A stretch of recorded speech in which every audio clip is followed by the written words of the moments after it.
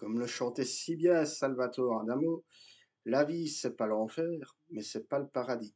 Salut à tous! Alors, nous nous retrouvons aujourd'hui pour parler de Memory, un film réalisé par Michel Franco, sorti la semaine dernière en Belgique et depuis quelques semaines, donc le 29 mai dernier en France, allez savoir pourquoi, avec dans les rôles principaux Jessica Chastain, Peter Sarsgaard, Brooke Timber, Elsie Fisher, Josh Charles, Jessica Harper.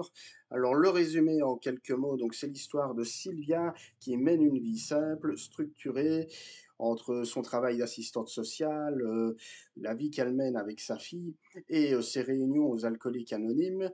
Et pourtant, un jour, donc, elle va retrouver un certain Saul, donc un homme qui souffre d'amnésie, euh, qu'elle a rencontré apparemment avant dans son passé, et alors leurs existences vont s'en trouver bouleversées, réveillant en chacun des souvenirs douloureux qu'ils avaient enfouis jusque-là. Alors pourquoi est-ce que j'ai eu envie d'aller voir et ensuite de vous parler de ce film? Eh bien parce que honnêtement, donc Jessica Chastain et Peter Sarsgaard sont deux acteurs américains que j'aime beaucoup, hein, donc des comédiens qui arrivent à alterner à la fois films indépendants, d'auteurs et également blockbuster, parce que oui, hein, il faut bien manger, et qui en général font plutôt les bons choix, et aussi parce qu'après avoir vu la bande-annonce en salle de cinéma, eh bien c'est le genre de film qui pouvait me parler. Donc des films qui, vous l'aurez compris via la citation, traitent de la vie, à la fois dans ce cas-là de complexe, mais également dans ce cas-là aussi de doux, parce qu'on ne le dit jamais assez, mais la vie est belle aussi, à certains moments, parfois même très belle. Et aussi parce que le nom du réalisateur, Michel Franco, que je dois bien reconnaître, je ne connaissais pas très bien auparavant, eh bien, j'ai été tenté et honnêtement, là, après avoir vu Memory, j'ai envie de compléter sa filmographie. Alors, ben, grosso modo, qu'est-ce que j'ai pensé de ce film? Eh bien, j'ai vraiment beaucoup aimé. J'ai même plutôt adoré. Voilà.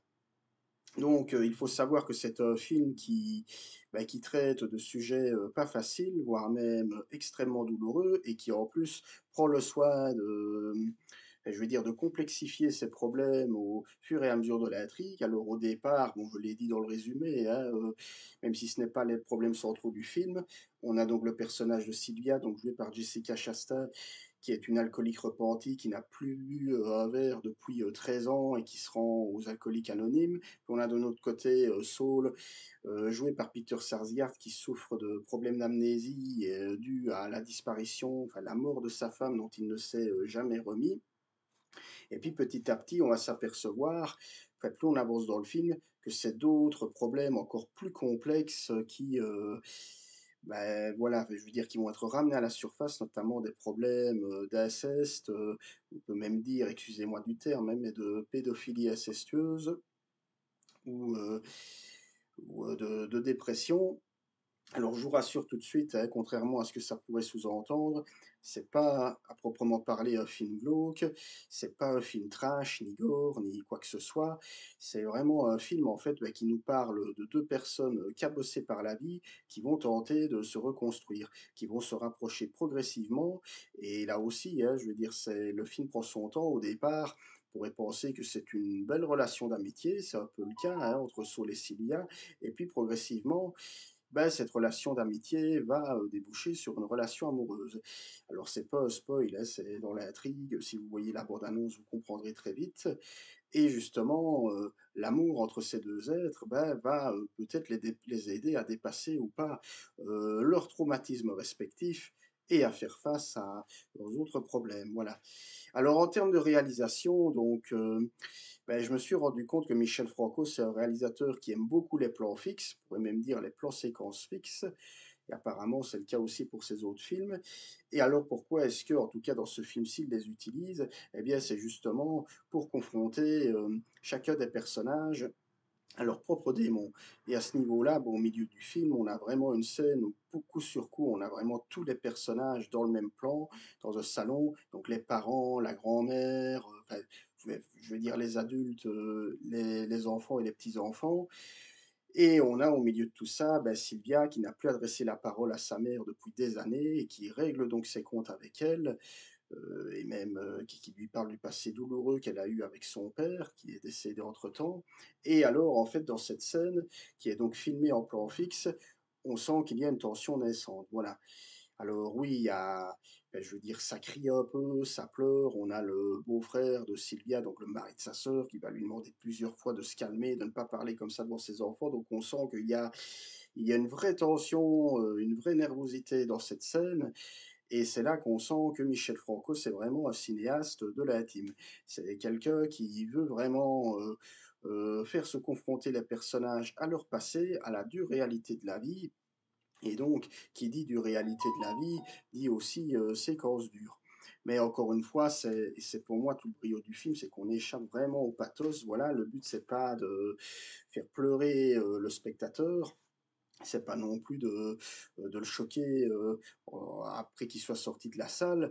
C'est vraiment de lui faire comprendre qu'il a en face de lui des personnes qui certes sont, très amochées, par la vie, mais qui en même temps sont des gens comme vous et moi, qui veulent mener une vie normale, voilà.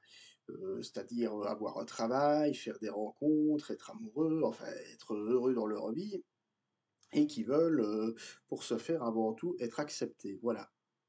D'où l'importance de cette scène que j'ai déjà évoquée, mais de toute façon, je vais dire, les plans fixes sont légion hein, dans le film. Et pas seulement pour illustrer les scènes dramatiques, également on a un très beau plan où on va voir, enfin, je veux dire, Saul et Sylvia qui vont finir par s'étreindre, hein, comme ça, avec la fille de Sylvia, je vais dire, en arrière-plan. Voilà, un plan comme ça tout simple, dans la chambre de Sylvia qui est filmée avec délicatesse et pudeur. Donc on sent que les plans fixes a vraiment beaucoup, beaucoup de valeur pour lui. Alors je le disais, hein, c'est un film qui est dur, mais qui en même temps n'est pas misérabiliste. Parce que on voit que ben voilà, Sylvia, bon, elle vit avec sa fille dans un appartement qui est situé à New York, dans un quartier qui est pas, a priori pas très fréquentable, hein. On le voit avec la porte de son appartement qui est taguée de graffitis, sur une longue route comme ça avec un métro assez bruyant et assez sinistre. Saul de son côté, bah, qui est complètement exploité par son frère, hein, qui n'arrête pas de le brider au lieu de l'encourager, qui va même le refourguer, hein, c'est l'expression qui convient le mieux à Sylvia. Et donc on sent que, voilà, on nous fait comprendre que, la vie n'a pas été, enfin, je veux dire, toujours très courtoise, avec eux, mais qu'en même temps, même là-dedans, il y a quand même des moments de rapprochement et de bonheur. Notamment, je ne l'ai pas dit, mais, la relation entre Sylvia et sa fille, qui est en pleine adolescence, et qui dit adolescence, ben, voilà, elle veut sortir, elle veut plaire aux garçons, elle veut se maquiller.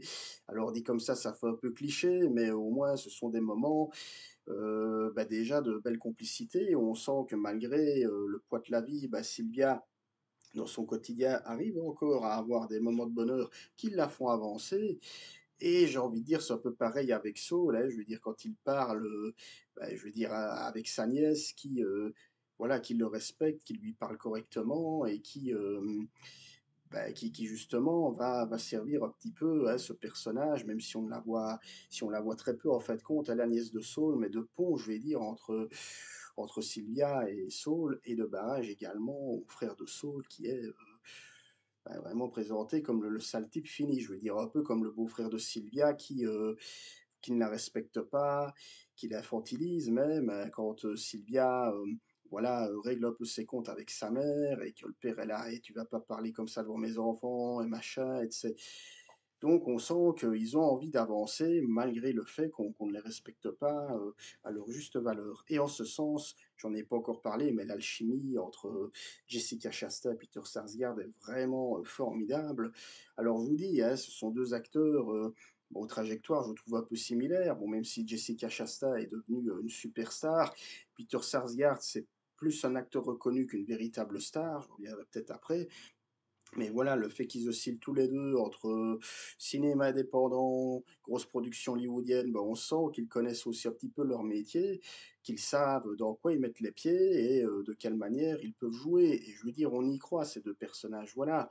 Quand on voit Jessica Chastain dans le rôle de cette bonne femme comme ça, très, qui en apparence paraît, très revêche, voire même au départ un petit peu frigide, ben, je veux dire, on y croit, qu'on ne se dit pas qu'elle joue un rôle, on sent que bon, il y a le fait aussi que c'est une comédienne à la base qui vient du théâtre, qui a été révélée par Terrence Malick dans The Tree of Life, donc ça vient de là aussi. Peter Sarsgaard qui lui aussi visiblement vient du théâtre, et j'ai envie de dire ça se sent. D'ailleurs, je l'ai appris par un ami que je salue au passage, hein, coucou Alexis si tu regardes cette vidéo. Il y a eu pas mal de scènes improvisées, notamment la scène du bain, bah, qui est d'ailleurs l'affiche promotionnelle du film. Et ben ça, apparemment, ça a été improvisé. C'est Saul, donc Peter Sarsgaard, qui est vraiment allé se mettre dans le bain en même temps que Jessica Chastain, alors que ce n'était pas prévu. Donc on sent que ce sont deux acteurs qui ont bien saisi l'essence de leur personnage, qui comprennent bien leur manière de jouer, et vraiment... alors Peter Sarsgaard a été récompensé du prix de meilleur acteur à la Mostra de Venise. Eh bien, je sais que ça a été dit, mais je me dis que Jessica Chastain aurait peut-être dû l'avoir aussi. Ou pourquoi pas un prix ex aequo.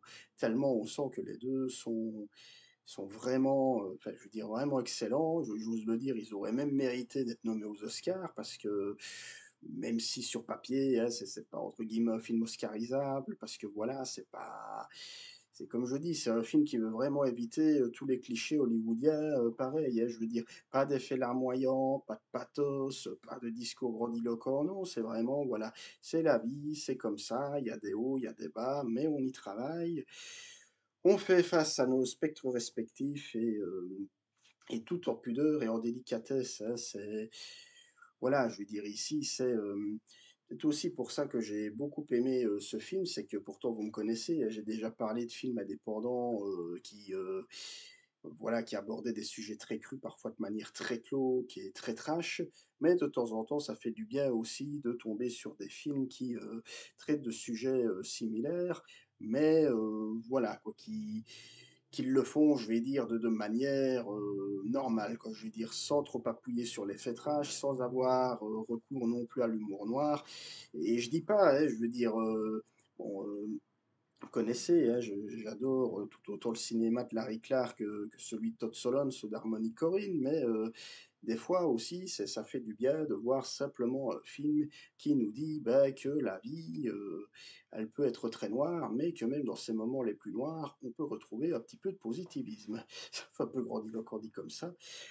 Donc vous l'aurez compris, je pense, donc Memory, un film que je vous recommande chaudement, c'est clairement pour moi l'un de mes gros coups de cœur de l'année. Alors, on verra bien un peu où je le situerai dans mon top de fin d'année, mais c'est pour moi du cinéma qui fait du bien, du vrai bon cinéma américain, bah, on peut même dire du cinéma d'auteur américain et même indépendant, parce que même si on a deux têtes d'affiche, bah, on sent quand même que c'est un film à un petit budget. Et d'ailleurs, ça fait du bien aussi de voir que c'est un film qui a été tourné dans les rues new-yorkaises, hein, je veux dire, pas dans des décors de studio. Ça se sent au niveau de l'environnement, hein, ça a été tourné en plein hiver, au niveau des bruits du métro, on sent que c'est...